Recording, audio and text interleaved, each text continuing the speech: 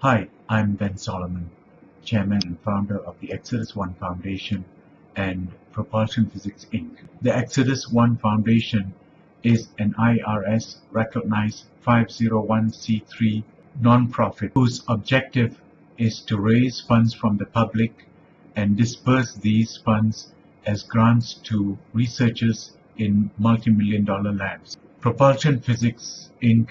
is a for-profit company that was set up to complete the engineering research into gravity modification and build prototype and commercial gravity modification engine. I'm also the author of two books, the first being An Introduction to Gravity Modification. On the cover you see the formula for gravitational acceleration that I discovered in 2007 that does not have the mass of the planet or the star in it, and therefore the new equation for propulsion. The second book I published is titled Re-Engineering Strategies and Tactics. It's based on my 20 years working for management consulting firms like Coopers & Lybrand and manufacturing companies like Texas Instruments and consulting for Unilever, having a look at Colgate-Palmolive and Scott Paper. Well, you might ask the question, why fund these organizations? In the case of propulsion physics, it will revolutionize terrestrial and interplanetary travel by replacing rocket engines, jet engines, and internal combustion engines with solid-state electromagnetic field effect circuits, electrical circuits. In the case of the Xodus One Foundation, we have specific experiments that we need serious researchers to conduct to eventually discover the physics of interstellar propulsion. We do not believe it will be related to wormholes or warping space-time. It will be related to photon probabilities. So that technology that we foresee will be related to how do we localize at a nearest star or a planet or a galaxy. This means we need new physics, and it exists. Over the last 15 years, I conducted a 12-year study on gravity modification that I have published as this book, An Introduction to Gravity Modification, and I have published 8 peer-reviewed papers.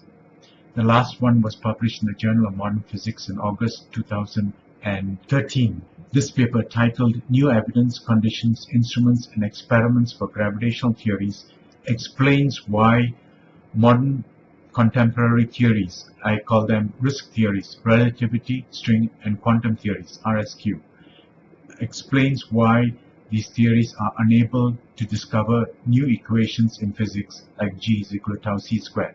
Furthermore, astrophysicist Robert Nemirov at Michigan Technological University published in his paper Bounds on Spectral Dispersion from Fermi-Detected Gamma-Ray Bursts in Physical Review Letters 2012, explaining that quantum foam cannot exist, and therefore resulting in the possibility that a minimum of 50% and up to 70% of quantum theory may not be correct, to put it diplomatically. Additionally, the famous string theorist Michio Kaku, in his April 2008 interview on The Space Show, said that string theories will take about several hundred years to solve the gravity modification problem.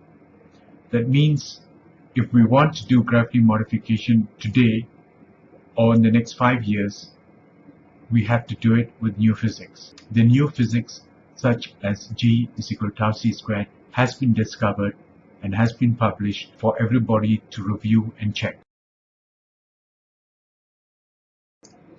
What are the benefits?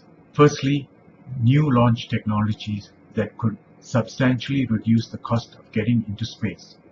For example, there's a technology that I have termed as gravitational column launch.